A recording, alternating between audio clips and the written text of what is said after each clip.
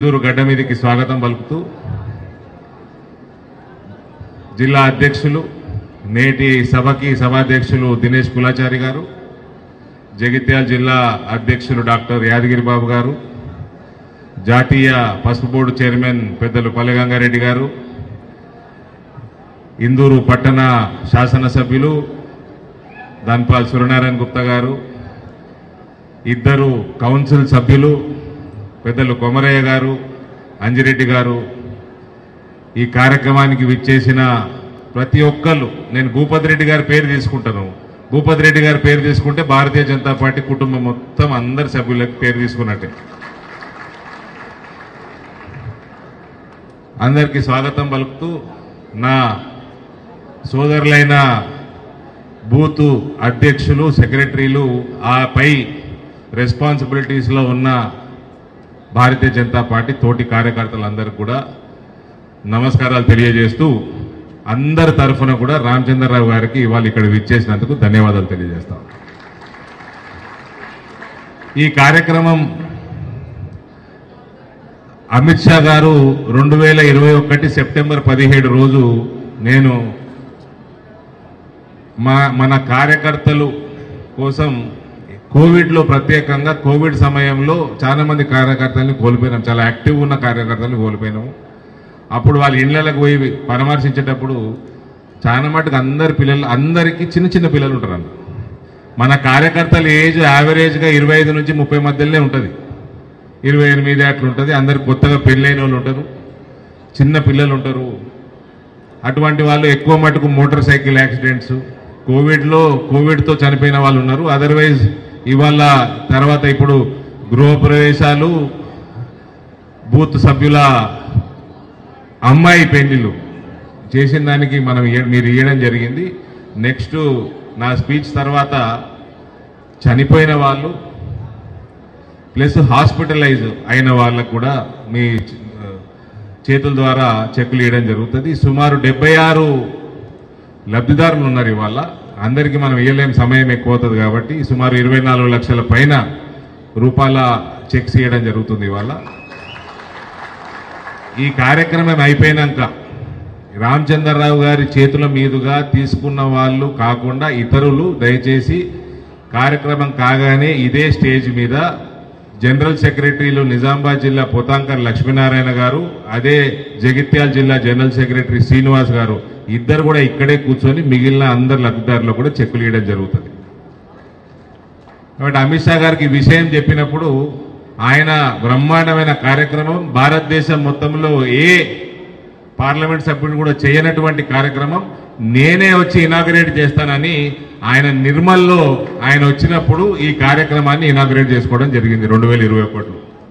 So అప్పటి నుంచి నిరంతరంగా కొనసాగుతా ఉంది. నాకు చేతనైన రోజులు నేను కొనసాగించే బాధ్యత నేను తీసుకుంటా. అదే రకంగా నిజామాబాద్, ఇందూరు ప్రాంతం, ఇందూరు పార్లమెంట్ అంటే ఈ రాష్ట్రంలో భారతీయ జనతా పార్టీ బలంగా ఎక్కడున్నదో, ఎక్కడ భారతీయ జనతా పార్టీ ఉన్నదని ఒకప్పుడు కవిత అడిగినండి. అప్పుడు 2019లో ఇందూరు కార్యకర్తలు చూపించారు ఎక్కడుందో బీజేపీ. 2024లో తెలంగాణ వ్యాప్తంగా మొత్తం ఏదన్నా పార్లమెంటులో ఒక్క అసెంబ్లీ స్థానంలో కూడా డిపాజిట్ కోల్పోలేదు అంటే అది కేవలం ఇందూరు పార్లమెంటే. 4 పార్లమెంట్ల నుంచి 8 ఎంపీలకి మన సంఖ్య పెరిగింది. కానీ ఇందూరు పార్లమెంట్ ఒకటే పార్లమెంటు 45% నుంచి 48% ఓటు శాతం సాధించిన పార్లమెంట్ ఒకటే. మిగిలిన దగ్గర ఓటు శాతం పెరగలేదు. మార్జిన్లు ఎక్కువ తక్కువ ఉన్నప్పటికీ ఓటు శాతం పరంగా పెరిగిన ఏకైక parliament segment Indur parliament segment. ఇక్కడ కార్పొరేటర్లు మేమే గెలుస్తాము. ఇంతకుముందు గెలిచినాము హైయెస్ట్ 28, మనం గెలిస్తే 13 టీఆర్ఎస్ గెలిచింది. సరే తుర్కోలు వాళ్ళు ఓటు వేసుకుంటారు, వాళ్ళు 16 గెలిచారు. నా టార్గెట్ 2024కి ఎలక్షన్లలో 50% ఓటు దాటించాలన్న టార్గెట్ ఉండే నాది.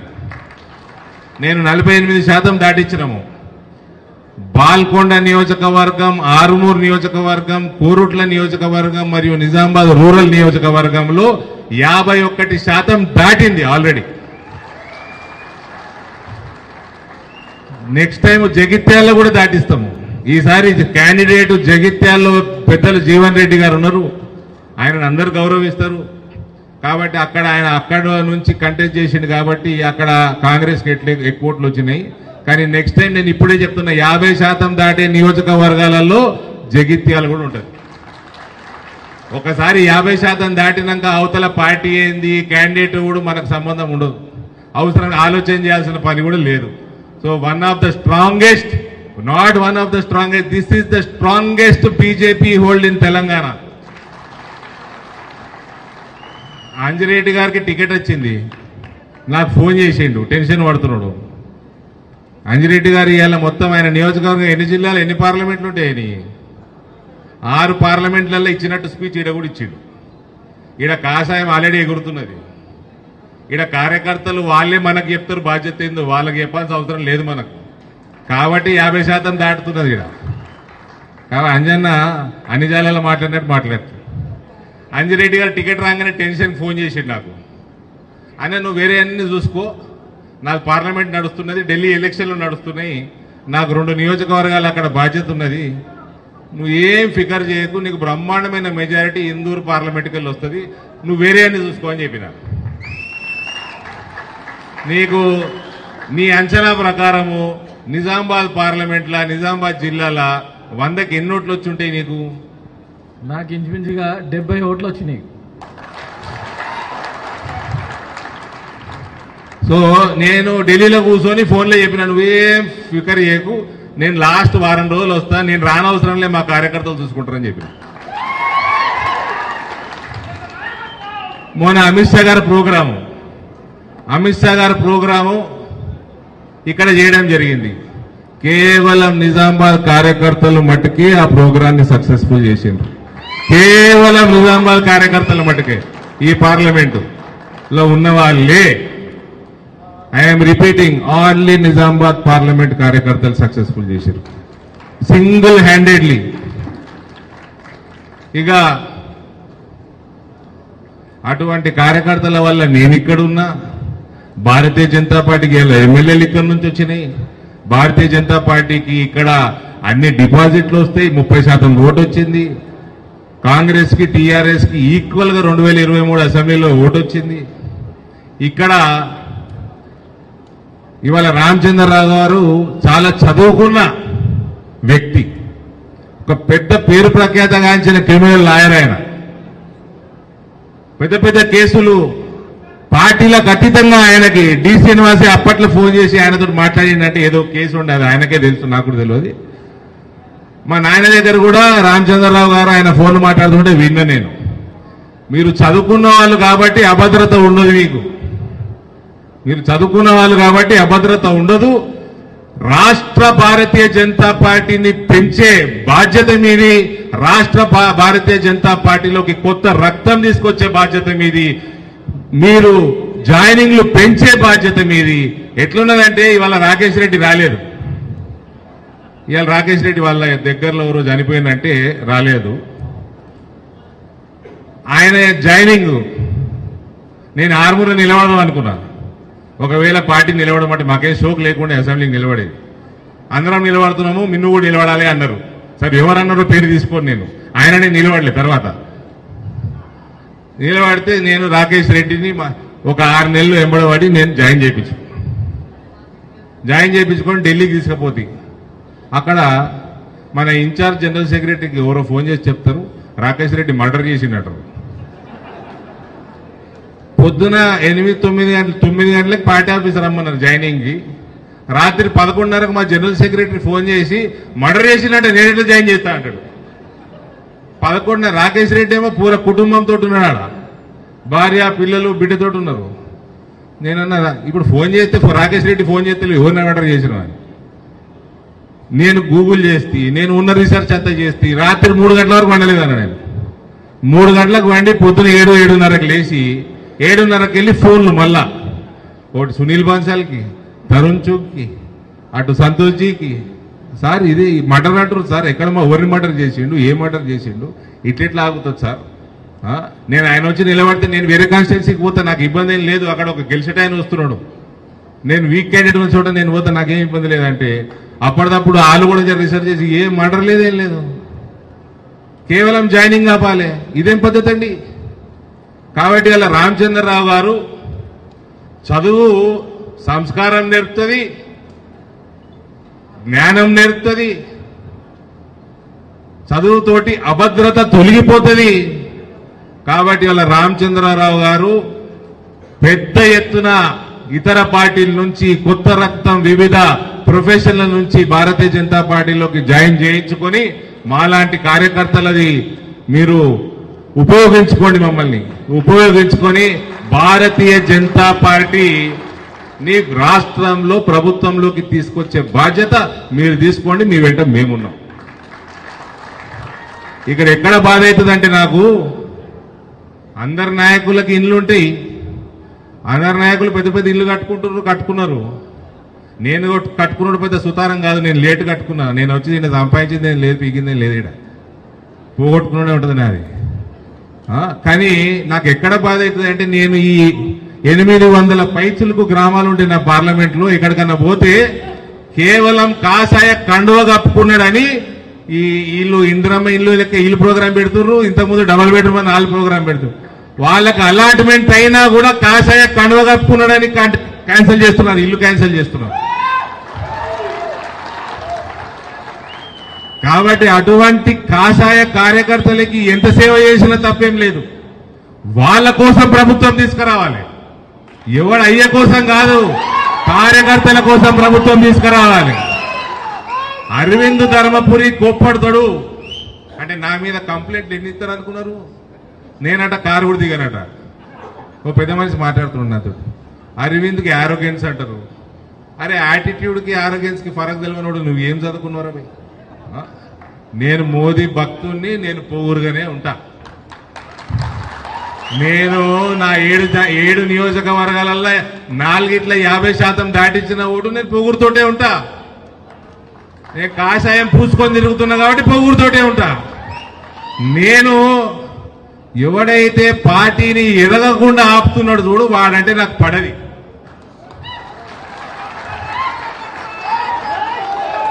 వాడంటే పడది, కసుంటోళ్ళు తప్ప ఎవ్వరికి కూడా. నేను అన్యాయం చేసినోడిని కాదు, నన్ను తిట్టినానే. సాధనైనంత సేవ చేస్తాము, సాధనైనంత పెంచినాము. ఇలా భారతీయ జనతా పార్టీ తెలంగాణ లేదంటే ఇందూరుగడ్డ కనబడుతుంది ఫస్ట్.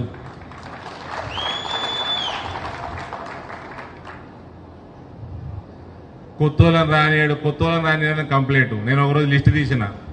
పోయినసారి బస్వ గారు ప్రెసిడెంట్గా ఉన్నప్పుడు, తర్వాత దినేష్ వచ్చినాక, మోరేపల్లి గారు జగిత్యాల జిల్లా ప్రెసిడెంట్ ఉన్నప్పుడు, మండల అధ్యక్షుడు ఆపై స్థానాలు ఉన్న వాళ్ళందరినీ లిస్టు తీసి పంపించిన సీనియర్ నాయకులకి. 80% పైన నాకంటే సీనియర్లు ఉన్నారు, 80% కంటే నా పైన సీనియర్లు ఉన్నారు. బస్ అరవింద్కి ఏమున్నది? కులం ఉన్నది, ధనం ఉన్నది, చదువు ఉన్నది, సంస్కారం ఉన్నది, రాజకీయం ఉన్నది, అన్నిటి దగ్గర పర్సనాలిటీ ఉన్నది. ఏం చేయాలి? అబద్ధాలు చెప్పాలి. అరవింద్ కారు దిగాడు, పాతోళ్ళు 80%. ఇప్పుడు వేసిన కమిటీలో కూడా ఇంకా పార్టీ 60% కొత్తోళ్ళు, 40% పాతోళ్ళు అన్నారు. నా దగ్గర 60% పాతోళ్ళు ఉంటారు ఇప్పుడు కూడా, లెక్కలేసుకోరు కనీసం. నాకంటే సీనియర్లే ఉంటారు. మరి ఏం లేదు నా మీకు చెప్పనీకే, కానీ పనికి మళ్ళీ చాడీలు చెప్పుడు, లొలి పెట్టుడు తప్ప. ఇందూరులో భారతీయ జనతా పార్టీ ఆటోమేషన్ మీద ఉన్నది. ఆటోమేషన్ ఇక్కడ ఎలక్షన్ పెట్టుడాల్సాం, భారతీయ జనతా పార్టీ గెలుస్తుంది. అందరి ముందర ఇగో మీడియా ఉన్నది, మీడియా ముందర చెప్తా ఉన్నా, రామచంద్రరావు గారికి మొట్టమొదటి జిల్లా పరిషత్ చైర్మన్ అనౌన్స్మెంట్ ఇడికెళ్ళి వస్తుంది బీజేపీ. పోయినసారి మున్సిపల్ చైర్మన్ కొద్దిగా మిస్ అయినాం, ఈసారి మొట్టమొదటి మున్సిపల్ చైర్మన్ ఇడికెళ్ళే వస్తుంది. నాకు తెలిసి హైదరాబాద్ పక్కన పెడితే, జిహెచ్ఎంసీ పక్కన పెడితే 72 కార్పొరేటర్లు 2 తెలంగాణలో, 31 తెలంగాణలో ఉన్న కార్పొరేషన్లన్నీ 31 కార్పొరేటర్ల, మనం ఒకటే 28 కార్పొరేటర్లు.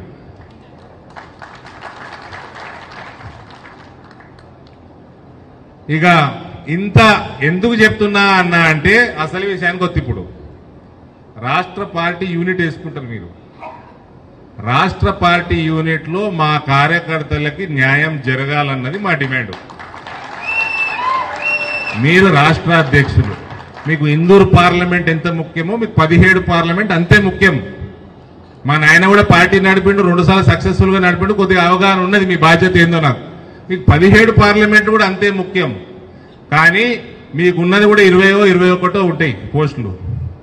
ప్రతి పార్లమెంట్కి వెళ్ళి రిప్రజెంటేషన్ ఉండాలా, అది కూడా మాకు తెలుసు. కానీ 17 దాటినాక 2దో 3దో వస్తే చూసిర్రా, అది కూడా డిమాండ్ చేస్తాం. మేము ఎక్కువ డిమాండ్ చేస్తాం. అది కార్యకర్తలకి వెళ్ళి వచ్చింది. నేను మీకు చెప్తున్నా, నేను డిమాండ్ చేస్తలేను, నేను అంటలేను, అసలు నేను ఆలోచన చేయలే. మా కార్యకర్తలు చెప్పమన్నారు, నేను చెప్తున్నా మీకు.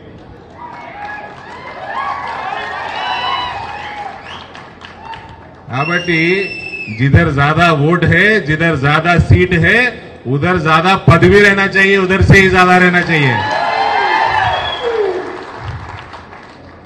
ఇక ఈ బీజేపీ బయటకు వచ్చి రాజకీయాలు మాట్లాడదాము. ఓటు చోరీ అని మా టీవీ 9 దివాకర్ అడిగాడు, బయట ఇచ్చిన. ఈ 2018 ఎలక్షన్లు కాగానే కేసీఆర్ 2018 ఎలక్షన్లు కాగానే కేసీఆర్ రెండోసారి ముఖ్యమంత్రి కాగానే సీట్లు పెరిగినాయి కేసీఆర్కి. అప్పుడు కూడా 18 లక్షల ఓట్లు గాయమైనాయి ఎలక్టర్ రోల్కి వెళ్ళి అని పుకారు వచ్చింది. లొలి పెట్టుకున్నారు. కాంగ్రెస్ ఉత్తమ్ కుమార్ రెడ్డి, మహేష్ అన్న చెప్తున్నా, మా black belt karate black belt Mahesh అన్న గారికి చెప్తా ఉన్నా, మీ ఉత్తమ్ కుమార్ రెడ్డి నీకంటే ముందు ప్రెసిడెంట్, ఆయన సపోర్టే చేయకపోయే, ఆయన కొట్లాడకపోయే. ఎందుకు, ఏంది ములాఖాత్ కేసీఆర్ తోటి ఆనాడు? ఒకవేళ ఓటు చోరీ అయ్యి ఉంటే మరి ఆనాడు కేసీఆర్ గెలిచిండు కదా, మరి ఏమైంది? మరి ఎందుకు మాట్లాడతలేరు? మరి అప్పుడు ఎందుకు మాట్లాడలే? ఉత్తమ్ కుమార్ రెడ్డి జవాబు. ఫస్ట్ ఉత్తమ్ కుమార్ రెడ్డిని అడుగు మహేష్ అన్న, బీజేపీ మీద ఎందుకు ఎగురుతున్నావు? మేము ఎలక్షన్ కమిషన్ గౌరవిస్తాము, మేము రాజ్యాంగాన్ని గౌరవిస్తాము, మేము ఎలక్టోరల్ రూల్ని కూడా గౌరవిస్తాము. మా దగ్గర అందరూ నిల్చుంటారు, లోకల్ బాడీలు అందరు గట్టిగా కాంపిటీషన్ విపరీతంగా ఉన్నది. ఒక్క ఓటు ఇటాట్ అయితే వాళ్ళు రోజు ఓటర్ లిస్ట్ చూసుకుంటారు, ఓటర్ లిస్టు. నేనైతే వాళ్ళ నమ్మకంతో నేను వెళ్ళిపోతా ఓటర్ లిస్ట్ చూడకుండా ఎలక్షన్లకి. ఒక్కటి కింది మీదకి అయితే వాళ్ళ వార్డులో కానీ వాళ్ళ గ్రామంలో కానీ తెలియదా? మరి అప్పుడు అయినట్టు బయటకు వచ్చింది, అయినట్టు 2018. నేను అంటలేని అయిందని. అప్పుడు మరి ఉత్తమ్ కుమార్ రెడ్డి ఎందుకు లొల్లి పెట్టలే? ఏంది ములాఖాతు? మహేష్ భాయ్ దేఖో జరా బాత్ కరు ఉత్తమ్ సే. ఇక బీసీ కుల రాజకీయాలు కాంగ్రెస్కి చేసుడు అలవాటే. ఇవాళ చరిత్రలో, భారతదేశ చరిత్రలో మొట్టమొదటిసారి మహిళలకి 33% రాజ్యాంగబద్ధమైన ఎలక్టెడ్ హౌజెస్ లా మహిళలకి 33% రిజర్వేషన్ తీసుకొచ్చిన ఘనత ఒక బీసీ ప్రధానమంత్రి నరేంద్ర మోడీ. మీరు పవర్లో లేకుండేనా?